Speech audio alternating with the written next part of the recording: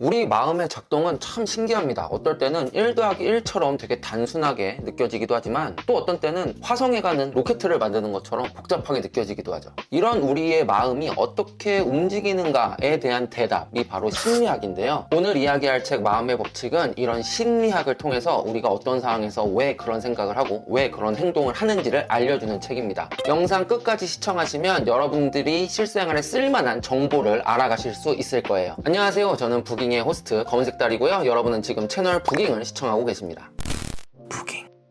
네, 이 책 마음의 법칙, 이 책은 사람의 마음을 사로잡는 51가지 심리학을 다룬 책인데요. 총 5개의 파트로 나눠져 있습니다. 근데 어떤 기준으로 나눠졌는지는 사실 잘 모르겠어요. 그냥 대충 막 작가 마음대로 나눈 것 같습니다. 작가는 2명입니다. 네, 공동 저서고요. 폴커 키츠 그리고 마누엘 투시 둘 다 독일인인데 이 두 사람이 함께 만든 책입니다. 이 책의 가장 큰 장점을 하나 뽑으라고 하면 아마 실용성일 겁니다. 이 책이 진행되는 방식 역시 실용적인데요. 어떻게 진행이 되냐면 작가들이 한 챕터마다 가장 처음에 어떤 상황을 우리에게 던져줍니다. 뭐 이런 상황이 있어. 넌 어떻게 할래? 넌 어떤 마음이 들 것 같아? 뭐 이런 식으로요. 그런 다음에 우리가 왜 그렇게 생각했는지 아니면은 이 상황에서 어떻게 하는 게 맞는지 뭐 이런 내용을 심리학적으로 풀어서 다양한 이론들과 함께 그리고 여러 실험들과 함께 그 이야기를 풀어내기 시작합니다. 그렇기 때문에 이 책은 그냥 단순한 심리학 책이라기보다 특별한 상황에서 우리에게 행동 지침이 되어주는 책이기도 해요. 그럼 지금부터 제가 이 책을 읽으면서 저한테 조금 도움이 됐던 부분 그리고 여러분들한테 도움이 될 것 같은 부분들을 조금 축약해서 소개해드려 볼게요. 그럼 지금 바로 시작하겠습니다.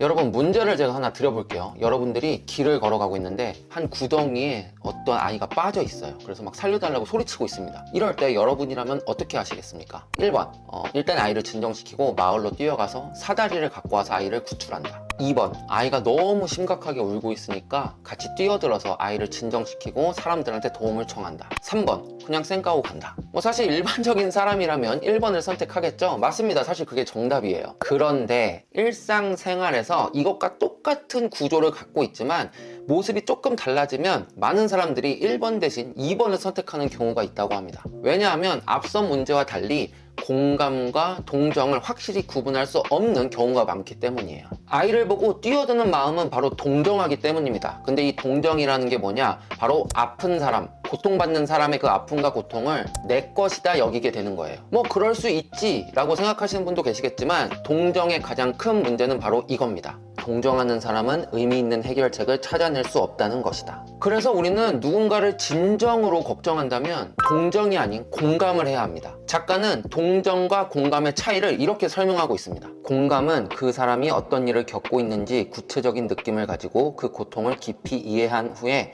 다시 자신으로 돌아와 어떻게 하면 그를 도울 수 있을지 생각해보는 것이다. 이 문장에서 제일 중요한 부분은 아마 다시 자신으로 돌아와일 겁니다. 공감을 하기 위해선 나와 타인을 독립적인 인간으로 볼 수 있어야 하고요. 잠시 그 사람의 고통을 내 것으로 느끼더라도 그와 합체되지 않고 분리되어 다시 나를 찾을 수 있는 그런 건강한 자아를 갖고 있어야 합니다. 동정, 공감, 그리고 뭐 그냥 도망쳐 버리는 것까지도 어떻게 보면 자연스러운 인간의 모습일 수도 있습니다. 하지만 작가는 공감이야말로 구덩이에 빠진 사람을 구출해 줄 수도 있고 아무도 구덩이에 빠지지 않게 할 수 있는 아주 중요한 것이라고 강조합니다. 저마다 느끼는 감정을 솔직히 나누고 솔직히 표현하면서 그것을 진정으로 존중해 준다면 아마 우리는 조금 더 공감받고 공감하는 세상을 만들 수 있을 것 같다는 생각이 좀 들어요. 이 내용에 공감하신다면 좋아요와 구독, 알림 설정 한번 눌러주시면 감사하겠습니다. 이거 너무 자기적이긴 한데 죄송합니다. 만약에 여러분이 심장에 뭔가 이상이 온 걸 느꼈어요. 그래서 살려달라고 해야 돼. 그럼 어떤 상황일 때 여러분이 훨씬 더 생존할 확률이 높을까요? 1번, 다들 퇴근한 사무실에 임신한 여직원, 거동이 불편한 임신한 여직원 한 명이 있는 상황. 2번, 젊은 남녀 한 30-40명이 모여있는 유흥가의 골목. 여러분 어떤 걸 선택하셨나요? 이 책에서는 1번을 선택해야 살아날 확률이 높다고 합니다. 아니 30명이나 젊은 남녀 30명이나 있는데 그게 훨씬 낫지 않을까요? 라고 생각하실 수 있는데 심리학적으로 봤을 때 주변에 사람이 많으면은 책임의 분산, 그러니까 책임의 전가가 더 활발하게 일어난다고 해요. 저 사람이 돕겠지, 사람 많은데 뭐 굳이 내가 도와야 돼, 뭐 이런 마음을 갖게 된다는 거죠. 이런 걸 심리학에서 방관자 효과 혹은 제노비스 신드롬이라고 부른다고 합니다. 방관자 효과는 아마 들어보셨을 것 같은데 제노비스 신드롬은 아마 좀 생소하신 분들 많을 거예요. 1960년대 미국 뉴욕에서 키티 제노비스란 여성이 길거리에서 괴한에게 30분 동안 구타당해서 사망하는 사건이 발생했다고 해요. 근데 그 제노비스가 폭행당하는 모습을 목격한 목격자들이 30명 이상이었다고 합니다. 그중 아무도 어떤 행동도 취하지 않았대요. 그래서 제노비스는 길거리에서 사망하게 됐죠. 이 끔찍한 사건 이후로 방관자 효과를 제노비스 신드롬이라고 명명해서 부르기도 한다고 하네요. 심리학적으로 내가 어떤 위기 상황에 처했을 때 그냥 살려주세요, 여기 사람 살려요, 뭐 이러는 게 아니라 빨간 모자 쓰고 흰 티 입고 키 크고 오른쪽에 애플워치 차신 분 죄송한데 뭐 119에 연락 좀 해주시겠어요, 뭐 이런 식으로 조금 정확하게 지정해서 자기가 원하는 걸 지시해야 책임의 전달이나 전가가 이루어지지 않는다고 합니다. 근데 이런 방관자 효과가 나 자신 스스로한테도 일어날 수 있다고 합니다. 내가 위험을 인지하고도 방관자처럼 가만히 있는 거죠. 그것에 대한 실험 내용이 있는데 그것도 이 책에 나와 있어서 소개를 해드릴게요. 실험을 주최한 사람들이 실험 참가자들이 모여있는 대기실에 가스를, 그러니까 연기를 투입한 겁니다. 그럴 때 그 공간에 혼자 있던 참가자들은 이렇게 주위를 막 두리번거리다가 얼른 그곳에서 대피했다고 합니다. 근데 다른 쪽 방에는 연기자 한 명을 심어 놓은 거예요. 연기가 아무리 들어와도 그냥 아무렇지 않게 태연하게 앉아있는 역할을 맡은 거죠. 그 방에 있는 참가자들은 연기가 자욱하게 찰 때까지 아무도 그 방에서 나가지 않았다고 합니다. 그냥 그 대기자를 보고서 나도 그냥 있어도 되겠지 하고 그냥 있었다고 하는 거예요. 사실 이런 판단은 되게 위험한 거죠. 상황이 잘 가늠되지 않는 경우 자신에게 이렇게 묻자. 여기 다른 사람이 아무도 없다면 나는 무엇을 어떻게 할까? 그리고 다른 사람이라고 해서 당신보다 더 많이 아는 게 아님을 명심하자. 어떤 응급상황, 위기상황에서 최대한 침착하고 냉정하게 그리고 자신의 상식을 바탕으로 행동을 한다면 아마 그런 위기상황에서 탈출할 수 있지 않을까라고 이 책에선 이야기하고 있네요.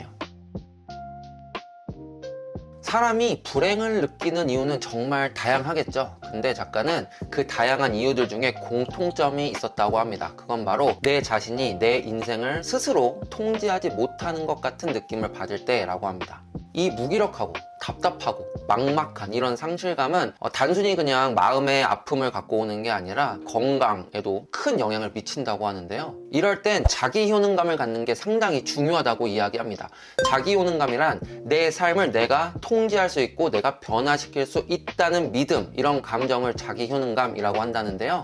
이게 되게 거창한 일 같지만 아주 사소하고 아주 별거 아닌 일로도 이 자기 효능감을 끌어올릴 수 있다고 합니다.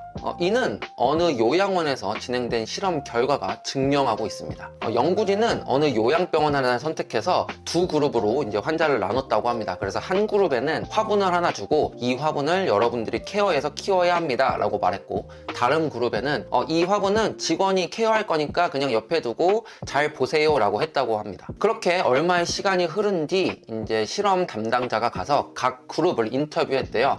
여러분은 여러분의 삶에 얼마나 만족하십니까? 뭐 이런 인터뷰를 했는데 그 결과는 정말 인상적이었다고 하는데요. 식물을 가꾼 그룹이 그렇지 않은 그룹에 비해 훨씬 더 높은 자기 만족도를 표현했다고 합니다. 근데 그게 끝이 아니었습니다. 1년 반 뒤에 그 삶의 만족도가 높았던 그룹의 사망률은 15%였고 그렇지 않았던 그룹의 사망률은 무려 30%가 넘었다고 해요. 그러니까 2배 차이가 난 거죠. 이 실험은 우리가 이루는 작은 성취가 우리 삶을 얼마나 행복하게 하고 그리고 얼마나 건강하게 하는지를 알려주는 그런 실험이었다고 생각이 됩니다. 당신에게 추천한다. 매일 습관처럼 굳어진 일상과 규칙들을 깨부수자.